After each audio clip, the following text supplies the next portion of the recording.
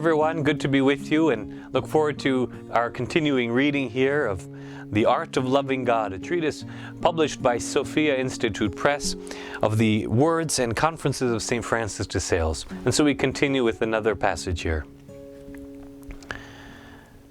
Accept reproofs without bitterness.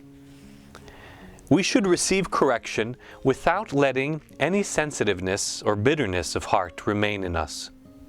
To prevent a feeling of anger from stirring within us, and to keep the blood from showing itself in our face is surely impossible.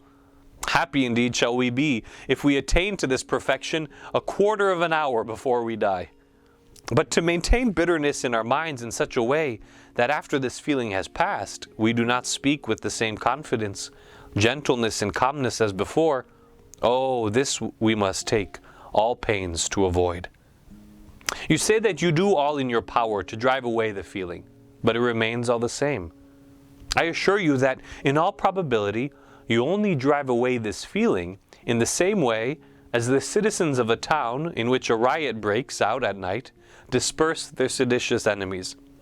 They do not actually drive them out of the town, so the enemies can still go about secretly from street to street, and at daybreak they spring out upon the inhabitants and remain the masters.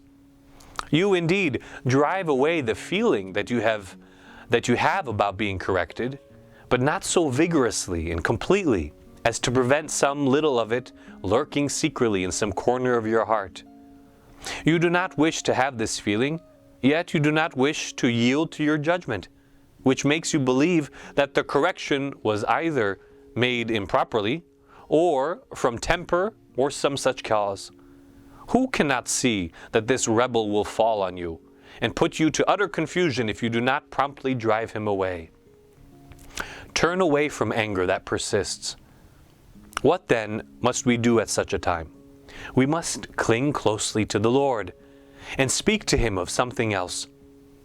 But your feelings are not yet calmed down. They are still suggesting that you dwell upon the wrong done to you. This is not the time to bring your judgment into subjection, to make it believe and own that the correction is good and made properly. Oh no, that must be done after your soul is calmed and quieted. For while it is troubled, you must neither do nor say anything, but only remain firm and resolved not to yield to passion, whatever excuse you might have. For at such times, excuses will never be wanting. Indeed, they will come in crowds. But we must not listen to a single one, however good it may seem to us. We must simply, as I have said, keep close to God, diverting our minds by speaking to Him of other things, after we have humbled and abased ourselves before His divine majesty.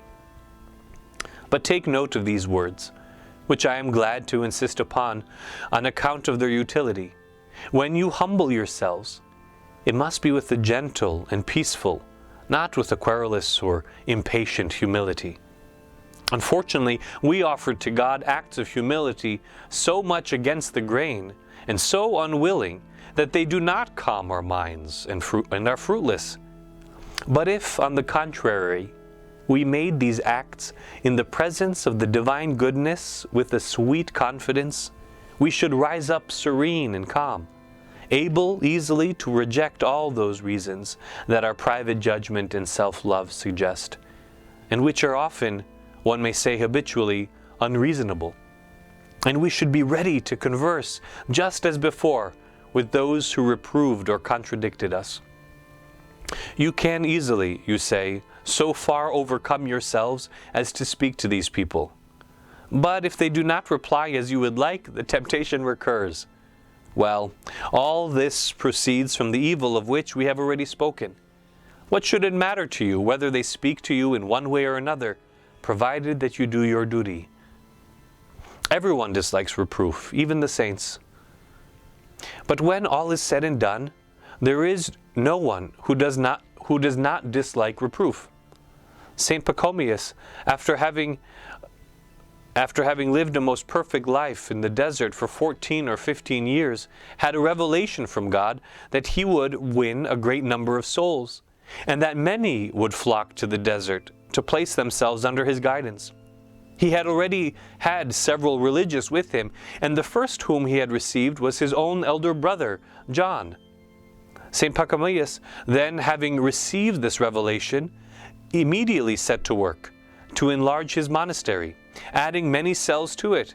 His brother John, either not knowing his intention or out of his great zeal for poverty, addressed a severe reproof to him one day, asking him if it was by building so great a monastery that he expected and wished to imitate our Lord, who had nowhere to lay his head while on earth.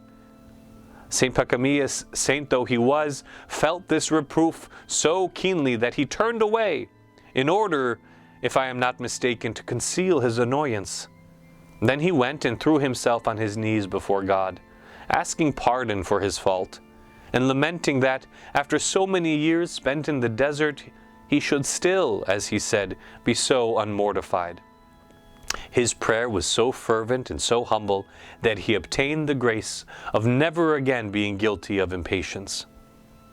Even St. Francis, toward the close of his life, after so many ecstasies and loving unions with God, after having done so much for his glory, and after having conquered himself in so many ways, one day when he was planting cabbages in the garden, being reproved by one of the brothers for not planting them well, was affected by such a great strong movement of anger that an abusive word against the brother half escaped his lips.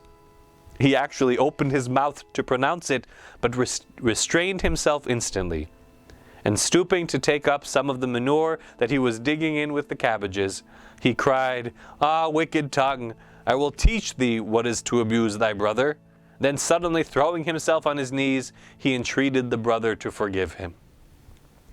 Now, what right, I ask you, have we to be surprised at finding ourselves quick to anger and ready to resent reproof and contradiction?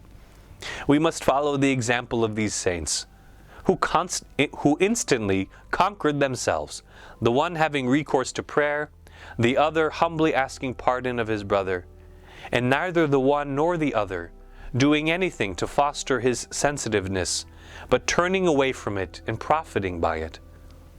You say that you accept the reproof cheerfully, that you approve of it and consider it to be just and reasonable, but that it causes you a certain shame and embarrassment, as having displeased the person who reproved you or given him cause for displeasure, and that this deprives you of confidence in approaching him, although you love the objection that is the result of your fault.